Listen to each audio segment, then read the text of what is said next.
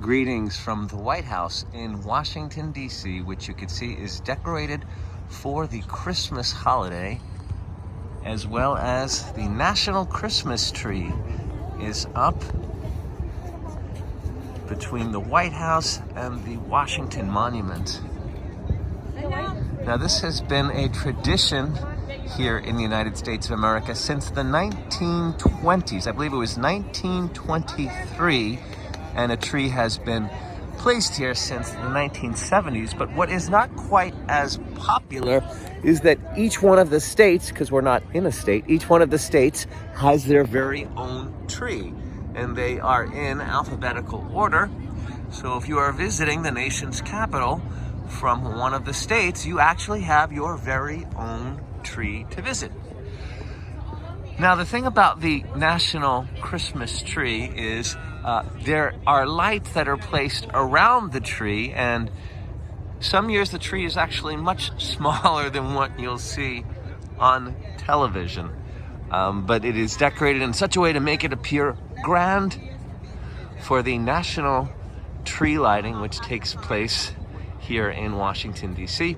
There are the traditional train sets that go around the tree. And this is a tradition that goes back to what is believed Germany. The Yule tree is where this all started, and glistening things were placed on trees outdoors, which were then replaced by candles. And then a addition to the Christmas festivities is from the United States of America. They created the string Christmas lights. There's a little bit of Christmas history. And we are walking over to the plaque. You can actually visit this location 365 days out of the year. I know some of you love Christmas just that much, but this location is part of the National Park Service, and here is the information. The National Christmas Tree has been located at this site in front of you since 1973. Calvin Coolidge was the first president to light the National Christmas Tree on Christmas Eve, 1923. Since that time, presidents have continued the tradition in various ways. In 1926, a signal flare announced the lighting to the city. In 1932, holiday carols played over loudspeakers hidden in the branches. The ceremony today includes live music and dance performance broadcast to the nation.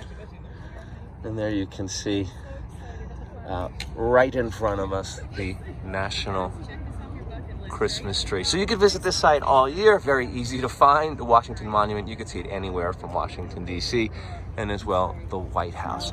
Now let's talk about those state trees, because we are no longer in a state. We are in the District of Columbia,